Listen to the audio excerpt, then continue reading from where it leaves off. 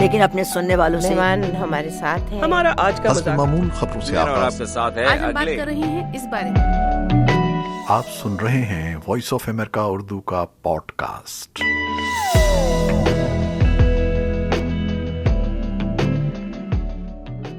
دنیا کے بکھیڑوں سے جان چھڑاتے چھڑاتے بہرحال وہ یادگار لمحان پہنچے کہ ہم حج کے مبارک سفر پر روانہ ہوئے. کیا خوشی تھی جو ناقابل بیان ہے. سب فکریں پریشانیاں پیچھے چھوڑ کر جا رہے تھے. بس ایک لگن تھی جو اڑائے لیے جا رہی تھی. وائس آف امریکہ اردو کے پوڈ کاسٹ کے ساتھ میں ہوں خالد حمید. دلچسپ معلومات اور کہانیوں، ماضی کی یادوں اور نت نئے موضوعات پر اس سلسلے میں ہمارے ساتھ شریک رہنے کے لیے آپ اپنے فون کی iTunes, Google podcast یا اسپوٹیفائی پر وائس آف امریکہ اردو کا پوڈ کاسٹ سبسکرائب کیجیے. 24 اکتوبر سن 2013 کی شام سعودی ایئر لائن کے طیارے نے ایک زوردار جھٹکے سے لینڈنگ کی تو میں ہڑبڑا کر اٹھ گیا. کچھ دیر سکتے کے عالم میں رہا کہ یہ کیا ہوا. پھر مونا نے جو ساتھ کی سیٹ پر بیٹھی کھڑکی سے باہر دیکھ رہی تھی میری طرف متوجہ ہو کر کہا، شکر اللہ کا خیریت سے پہنچ گئے. تب مجھے اندازہ ہوا کہ ہم واشنگٹن ڈی سی کے ڈلس انٹرنیشنل ایئرپورٹ پر لینڈ کر چکے ہیں. جی تو چاہ رہا تھا کہ اس یادگار اور مقدس سفر کے کامیاب اختتام پر فوراً سجدہ شکر بجا لاؤں، لیکن اس وقت جہاز کی پوزیشن ایسی تھی کہ صرف بیٹھے ہی بیٹھے شکر کیا جا سکتا تھا. ابھی جہاز تیزی سے رن وے پر دوڑ رہا تھا کہ میں پھر سے سیٹ پر نیم دراز ہو گیا. آنکھیں بند کیے اسی دنیا میں لوٹ گیا جو انجانی دنیا تھی. لیکن کیا وہ واقعی دنیا تھی یا دنیا میں بظاہر موجود کوئی آفاقی حصہ تھا؟ یہ سفر کیا تھا؟ سب کچھ معجزاتی تھا. ایک انجانی طاقت سب کچھ آپ سے کروا رہی تھی اور آپ محض اس عمل کا ایک حصہ بنے سمندر کی لہروں پر بہے جا رہے تھے. جس دن میرے پیارے دوست حج کے ساتھی اور ٹور آپریٹر اعجاز چنجوا کا بالٹیمور سے فون آیا کہ خالد صاحب آپ کا حج کا ویزا لگ گیا ہے، تو وہ شاید زندگی کی سب سے بڑی خوشی کی خبر تھی. میں اپنے دفتر کے ڈیسک پر بیٹھا اچانک کھڑا ہو گیا اور جی چاہا زور زور سے نعرے لگاؤں اور خوشی سے چلاؤں، سب کو بتاؤں کہ میری حاضری منظور ہو گئی ہے. گھر پہنچ کر بیوی اور بچیوں کو یہ خوشخبری سنائی، کیونکہ اس پروگرام میں سب سے زیادہ کوشش میری بیٹیوں کی تھی. ایک دن اچانک کھانے کی میز پر میری چھوٹی بیٹی مدیحہ نے کہا کہ پاپا آپ اس سال حج پر چلے جائیں. میں ہنس کر خاموش ہو گیا. بڑی بیٹی ربیہ نے بھی اصرار کیا کہ اس سال 10 لاکھ لوگ کم آ رہے ہیں، موسم بھی بہتر ہے، آئندہ سالوں میں گرمی بڑھ جائے گی اور مشکل بھی ہو جائے گا، بس چلے جائیے، پیچھے کی فکر نہ کیجیے، سب ٹھیک ہو جائے گا. ہم آپ کی سیٹ بک کروا رہے ہیں اور سارا خرچہ ہم دونوں بہنیں اور بھائی حارث ادا کریں گے. میری اہلیہ منزہ، جنہیں میں مونا کہہ کر بلاتا ہوں، یہ گفتگو سن رہی تھیں. فوراً بولی کہ میرے بغیر نہ جانا، میں ضرور جاؤں گی. چونکہ میرا ٹکٹ بچے ادا کر رہے تھے اس لیے یہ طے ہوا کہ بیوی کا خرچہ میرے ذمہ. بچوں کے اس قدر اصرار پر میں سوچ میں پڑ گیا. خواہش تو ہمیشہ رہتی تھی اور پروگرام بھی ہر سال ہی بنتا تھا، لیکن ایک عجیب سا خوف گھیرے رہتا تھا کہ کیسے ہوگا سب کچھ. ان سب سے بڑھ کر اخراجات، حج پیکج ہر سال مہنگا ہوتا جا رہا تھا. غرض یہ سب کچھ سوچ کر ہی ہر مرتبہ پروگرام ٹھپ ہو جاتا تھا. لیکن بیٹیوں نے ایسے پیار اور خلوص سے کہا کہ دل میں امنگ سی پیدا ہو گئی کہ چلو کوشش کر کے دیکھتے ہیں، بلاوا ہوا تو چلے جائیں گے ورنہ اس کی رضا میں راضی. تو جناب معلومات حاصل کرنا شروع کر دیں. جو لوگ پہلے جا چکے تھے ان کو فون کیے، آن لائن موجود حج پیکیجز پر نظر ڈالی، کچھ ٹریول ایجنٹ سے بات کی اور پھر ملاقات ہو گئی اپنے پرانے دوست اعجاز جنجوا سے، جو نہ صرف یہ کہ ٹریول ایجنٹ ہیں بلکہ عمرے اور حج کے انتظامات بھی کرتے ہیں۔ اور جب انہوں نے کہا کہ میں پچھلے سال گروپ لے کر گیا تھا اور اس سال بھی خود جاؤں گا، تو مجھے تسلی ہو گئی کہ بس ان کے ساتھ ہی جانا ہے۔ ہم نے ذہن بنا لیا اور دل ہی دل میں تیاریاں شروع کر دیں، مگر انتظار تھا کہ جب تک ویزا نہیں آ جاتا اور سب کام نہیں ہو جاتے یقین نہیں کیا جا سکتا۔ اور پھر شکر اللہ کا، ایک دن اعجاز صاحب کا فون آیا کہ آپ کے پاسپورٹ آ گئے ہیں اور مبارک ہو، ویزا لگ گیا ہے۔ دنیا کے بکھیڑوں سے جان چھڑاتے چھڑاتے بہرحال وہ یادگار لمحے آن پہنچے کہ ہم حج کے مبارک سفر پر روانہ ہوئے۔ کیا خوشی تھی جو ناقابل بیان ہے۔ سب فکریں پریشانیاں پیچھے چھوڑے جا رہے تھے، بس ایک لگن تھی جو اڑائے لیے جا رہی تھی۔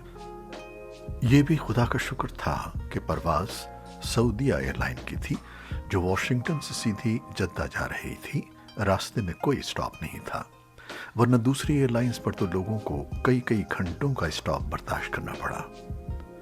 جہاز میں داخل ہوتے ہی محسوس ہوا کہ سعودیہ پہنچ گئے۔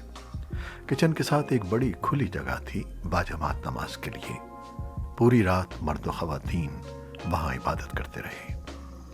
اس طرح سوتے جاگتے، کھاتے پیتے اور عبادتیں کرتے 14 گھنٹے سے زیادہ کا وقت بڑی تیزی سے گزر گیا، اور ہم تازہ دم جدہ کے حج ٹرمینل پر کھڑے تھے۔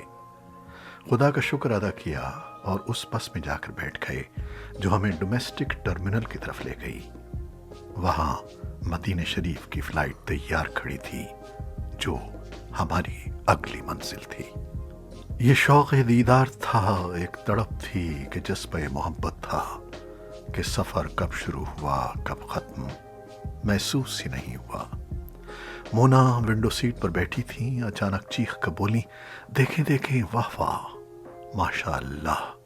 میں نے بھی فوراً باہر دیکھا۔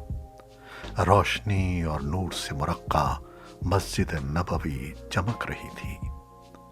ہم دونوں اس دل فریب منظر کو بڑے اشتیاق سے دیکھتے رہے کہ اوپر حج کا چاند چمک رہا تھا اور نیچے ہمارے پیارے نبی کا مسکن۔ مونا نے جلدی سے اپنا آئی پیڈ سنبھالا کہ اس منظر کو کیمرے میں محفوظ کر لیں، لیکن انسان کی آنکھ جو کچھ دیکھ سکتی ہے، جو محسوس کر سکتی ہے، وہ کیمرہ کہاں دیکھ سکتا ہے۔ چند لمحے بعد ہی ہم خاک مدینہ کو چھو رہے تھے۔ کہاں میں، کہاں یہ مقام، اللہ اللہ۔ ایئرپورٹ کے باہر ہماری بسیں تیار کھڑی تھیں جو ہوٹل لے کر پہنچ گئیں۔ ہوٹل سے چند منٹ کی دوری پر ہی وہ اعلیٰ مقام تھا جس کی آرزو کے لیے دنیا بھر سے ہزارہا مسلمان یہاں کھچے چلے آتے ہیں۔ جسے چاہا در پہ بلا لیا، جسے چاہا اپنا بنا لیا۔ یہ بڑے کرم کے ہیں فیصلے، یہ بڑے نصیب کی بات ہے۔ میں ہوں خالد حمید اور آپ سن رہے ہیں وائس آف امریکہ اردو کا پوڈ کاسٹ۔ ہم بھی تیار ہو کر رات کے پچھلے پہر خوف اور محبت کے ملے جلے جذبات کے ساتھ دبے دبے قدم اٹھاتے سوئے منزل چلے۔ باہر صحن میں کچھ لوگ نماز عشاء باجماعت ادا کر رہے تھے، ان کے ساتھ شامل ہو گئے اور دعا کی کہ مولا حاضری ہو جائے، کیونکہ رش کافی تھا۔ اور پھر آہستہ آہستہ چلتے اس دروازے سے داخل ہو گیا جو آپ صلی اللہ علیہ وآلہ وسلم کے روضے کی جانب جاتا تھا۔ اللہ کی مہربانی سے سلام پیش کرنے کا موقع چند لمحے کے لیے مل گیا۔ دوست احباب کا سلام پہنچایا مگر زیادہ وقت نہیں مل سکا۔ پھر بھی شکر ادا کیا، دل کو تسلی ہوئی کہ ابھی وقت ہے، تفصیلی حاضری ہو جائے گی۔ لیکن یہ محض خام خیالی تھی۔ یہ حج کا زمانہ تھا اور ہر گزرتے لمحے کے ساتھ عاشقوں کا ہجوم بڑھتا جا رہا تھا۔ ہر نماز میں کوشش کی، رات کے مختلف اوقات میں جا کر دیکھا، روزے تک بمشکل حاضری ہو جاتی، لیکن سکون سے درود و سلام کا موقع نہیں مل رہا تھا، اور ریاض الجنہ میں نوافل ادا کرنا تو بالکل ناممکن نظر آ رہا تھا۔ کئی مرتبہ کی ناکامی نے اداس کر دیا۔ جانے کا وقت قریب آ رہا تھا اور سمجھ نہیں آ رہا تھا کہ کیا کیا جائے۔ اب بس ایک رات رہ گئی تھی اور کوئی صورت نظر نہیں آ رہی تھی۔ لگتا تھا خالی ہاتھ ہی لوٹیں گے۔ یقین ہو چلا کہ اس قابل ہی نہیں کہ اس متبرک جگہ پر ہماری حاضری ہو سکے۔ اسی احساس کے ساتھ عشاء کی نماز ادا کرتے ہوئے سجدے میں گیا تو آنسوؤں کی ایسی جھڑی جاری ہو گئی جو رکنے کا نام نہیں لیتی تھی۔ گڑ گڑا کر اللہ سے ایک بار پھر مدد کی درخواست کی کہ مولا، میں اس قابل تو نہیں ہوں، تو ہی راستہ بنا دے اور ہماری حاضری آسان کر دے۔ نہ جانے کب اٹھا اور کب ایک بار پھر اسی جانب چل پڑا۔ ایک انجانی قوت مجھے لیے جا رہی تھی۔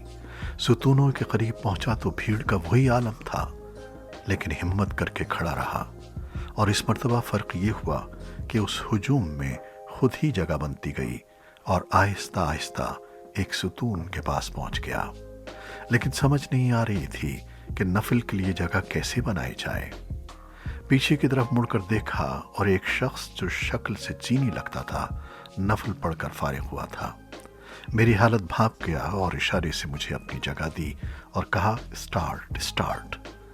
میں نے بھی بغیر کسی وقفے کے نیت باندھ لی۔ نفل پڑھ کر اب دوسری جگہ کی تلاش ہوئی تو پھر ایک اور شخص نے اپنی جگہ دے دی۔ وہاں سے نفل پڑھ کر کھڑا ہوا تو میری نظر روضے کی دیوار کے بالکل ساتھ ایک کونے پر تھی۔ وہاں ایک پاکستانی صاحب نفل پڑھ کر کھڑے ہوئے تو انہوں نے ہاتھ بڑھا کر مجھے اپنی جگہ کھڑا کیا۔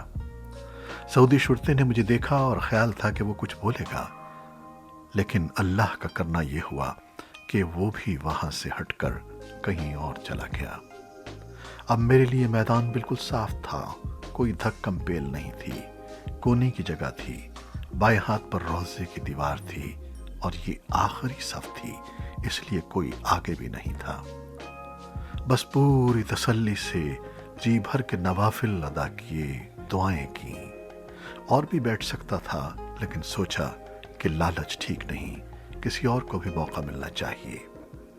اس لیے شکر ادا کر کے اٹھا اور راستہ بناتے بناتے روضے کی جالیوں تک پہنچ گیا، سلام پیش کیا۔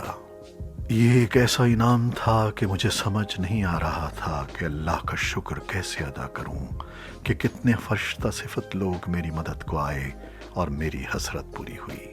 آنے کا مقصد پورا ہوا، نوافل بھی ادا کیے، دل کھول کر دعائیں کیں، جس نے دعاؤں اور سلام کے لیے کہا تھا وہ پہنچائیں، اور سجدے سے جب سر اٹھایا تو دل ہلکا ہو چکا تھا۔ مسجد سے باہر آیا تو کافی دیر اس سبز گنبد کو دیکھتا رہا کہ جی بھر کر دیکھ لوں اور اس منظر کو آنکھوں میں بسا لوں۔ نہ جانے اب کب یہاں آنا ہو، کیونکہ اب ہمارے عمرے اور حج کے لیے روانگی کے وقت تھا اور اگلی منزل مسجد حرام تھی۔ ہمارا حج کیمپ مینا میں بالکل جمرات کے سامنے تھا، جہاں شیطان کو کنکریاں مارنے کے لیے علامتی ستون بنے ہوئے ہیں، یعنی 15 منٹ میں آپ پیدل وہاں پہنچ جائیں۔ کیمپ بہت آرام دہ اور ساتھی سب بہت مددگار، سلجھے ہوئے تعلیم یافتہ لوگ تھے۔ ڈاکٹر صاحبان بھی ان میں شامل تھے، اور جب میری اور مونا کی طبیعت ذرا خراب ہوئی تو ہر قسم کا علاج اور تیمارداری میسر تھی۔ طرح طرح کے کھانے وافر مقدار میں تھے، اور سب سے بڑا جو خطرہ تھا باتھ روم کا کہ کیسے ہوں گے اور لمبی قطاریں ہوں گی، وہ مسئلہ بھی زیادہ پیش نہیں آیا۔ منا سے عرفات اور مزدلفہ کا سفر ٹرین میں کرایا گیا، جو ہمارے لیے ایک خوشگوار حیرت تھی، کیونکہ ہمارے منتظمین نے اسے خفیہ رکھا تھا۔ دراصل یہ ٹرین بالکل نئی اور پہلی مرتبہ چلائی گئی تھی، اس لیے شاید انہیں یقین نہیں تھا کہ مل سکے گی یا نہیں، لیکن اللہ مہربان تھا، گھنٹوں کا سفر منٹوں میں طے ہو گیا۔ عرفات میں بھی ایک بڑے خیمے میں انتظام کیا گیا تھا تاکہ باہر دھوپ سے بچے رہیں۔ اور مزدلفہ میں جہاں لوگ رات پتھروں پر گزارتے ہیں، کچھ بلاک مخصوص کر کے وہاں ہمارے گروپ نے قالین بچھا دیے تھے، جن پر حاجیوں نے کمبل اور بستر بچھا لیے اور اطمینان سے نوافل و عبادتیں ادا کی۔ اس تمام سفر میں ہمارے منتظم پلے کارڈ اٹھائے ہمارے آگے آگے تھے تاکہ کوئی بھٹک نہ جائے۔ شیطان کو کنکریاں مارنے اور عمرے کی ادائیگی کا مرحلہ بھی سب کی سہولت کے مطابق گروپوں کی صورت میں کرایا گیا۔ سب ارکان بخوبی ادا کرنے کے بعد جب حج کا عظیم فریضہ ادا ہو گیا تو ہمیں 4 دن مکہ کے ایک انتہائی خوبصورت ہوٹل میں ٹھہرایا گیا جو ٹاور بلڈنگ کے اندر حرم سے ملحق تھا۔ اس کی ایک لابی کے اندر نماز کا انتظام تھا، جس میں سے سامنے خانہ کعبہ نظر آتا تھا۔